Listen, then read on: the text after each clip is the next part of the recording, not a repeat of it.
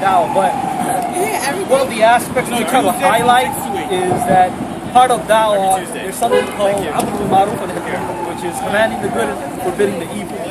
Now, the reason why we stress this is because we believe that unfortunately, the Muslim community here, especially in this day and age that we live, where there's so much corruption and evil, this going on, Muslims are not, like, they are taking the role, but they're not fully, meaning like, they don't want to take the role of commanding good because of, say, the retaliation or people looking bad upon them, you know? Okay, if you look at the Prophet, you know, when he was in Mecca, he was giving dawah. We know his great characteristics, you know. He was gentle, he treated the Muslims and non-Muslims with respect and whatever and whatnot, you know. But still, at the end of the day, the people of Quraysh, they still kicked him out, you know. So does that mean that he failed at that job? Obviously not. He tried his best, you know. So what that tells us is, one way or the other, the forces that be that are around here that does not like Islam, one way or the other, they're gonna give us resistance. They're gonna give us some trouble. But you know, we gotta try our best. You know, we're not here like when we like nowadays. You know, like all the issues that Muslims are facing. You know, we are the ones that always get criticized for, especially issues of terrorism and stuff like that. You know, but we tell them, look, you know, we're not the one that started it. You guys are the ones started it. We're telling them, you know. But obviously, the finger is still pointed at us, you know? So what does that mean? Does that mean that, you know, we should kind of like step back from that and say, yeah, you know what? It's not working, we're not... No, we should still be persistent in the sense of addressing what we should be addressing, you know? In the sense of giving dawah in all aspects, you know, pointing out the wrong, which is commanding, you know, the forbidding the evil, and inviting them to the good, which is commanding the good, you know?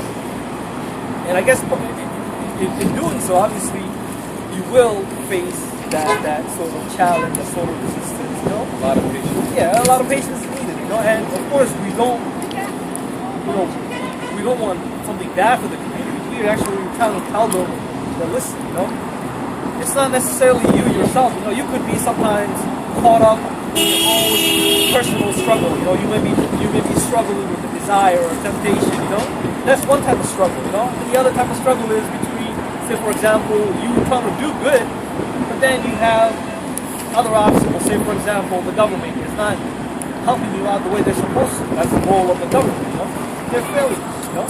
So we try to, as Muslims, we try to highlight that, you know? But in doing so, unfortunately, you know, a lot of people get the misunderstanding that, you know, we are, like somehow, you know, want something bad. But that should be the approach, you know? We're Muslim, we're straightforward. Of course, you know, we're peaceful, you know, we're not here to try to harm anybody. But at the same time, certain issues gotta be told because they're affecting us, they're affecting the community, you know, they're affecting the society, they're affecting our ummah back at home, you know? So we as Muslims here, while we're giving dawah, invite the, you know, like the non-Muslims, like for example, you know, we try our best to do whatever we can, but you know, when it comes to the societal issues, you know, like if you look at any society, you know, everyone is blinded by certain ideas and thoughts that makes them be part of the society, you know, that makes their identity, you know.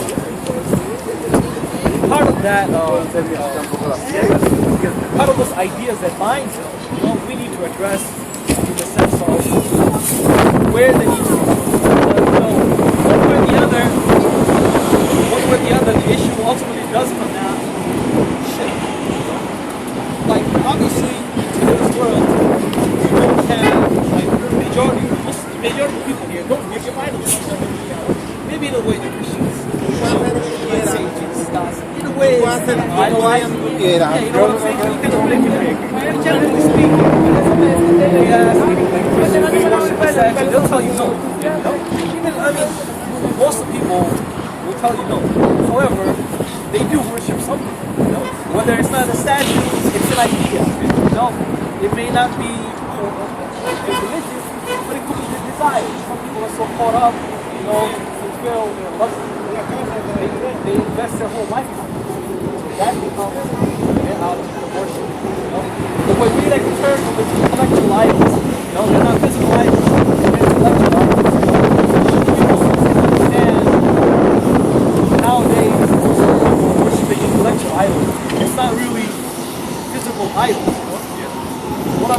that is, for example, in this society, if we ask people, what are the values in this society that you like to align and die with? They'll say freedom and democracy. Straight up, that's what binds this country. That's what this country is born upon.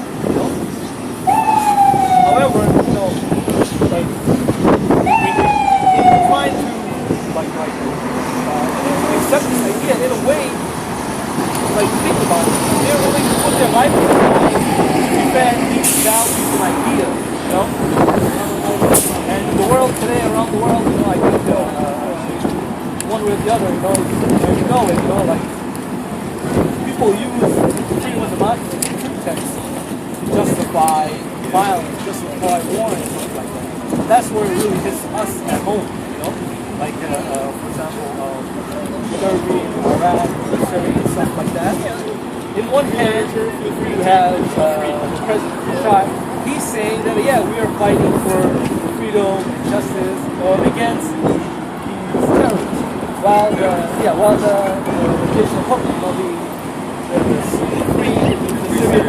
the rebels, they're saying, no, we are the ones struggling for freedom from your tyranny. So, one or the other, one of them is right, the other one is using that as a pretext. And cause injustice. And that's why I'm Muslim, just stand up for this. Justice is one of the laws. He is a mother.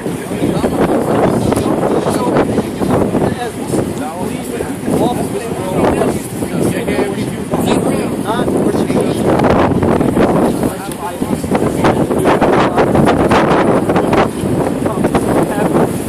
So we try to address it from that perspective, And I think Muslims need to kind of keep these thoughts and ideas in mind.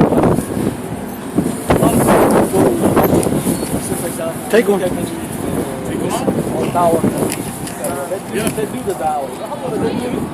They're doing whatever they can, but if they can incorporate this aspect, bring realization, to this thoughts and ideas, you know what? Like we need to tackle this. We need to tackle this. Disappear, motherfucker. So, we need to tackle these ideas. So we can do that. We can cause some sort of more of a like revival in a sense. Yeah. Or it's like uplift the people.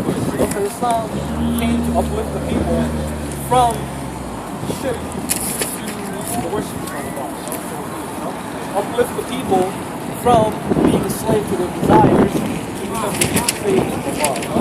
So this is kind of how we try to do our dawah.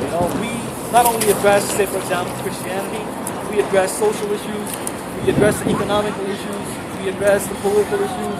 We touch issues that a lot of people may see as taboo, because talking about them is going to cause, some sort of discomfort. No, we need to talk about them because it is those issues that is disuniting. How are you going to get rid of evil if you're not inviting to good? Exactly.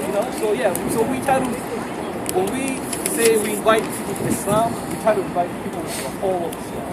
So we try to, ourselves, we try our best to not just to, study the deen in the sense of the text. We also try to understand the reality, what's going on around the world, why is it happening, how can Islam provide a solution. So whenever people come up to us, if they ask us, you say, Islam, peace, this, how come Islam is not good? So we are able to explain to them how Islam can solve the problem if, altering the change, etc. So, that's what we try to address. It brings ayat in the Quran to mind, chapter 13, verse 11, Surah Al-Ra'd. إن الله لا يغير ما بقوم حتى يغيروا ما بأنفسهم. Allah Azza wa Jalla is not going to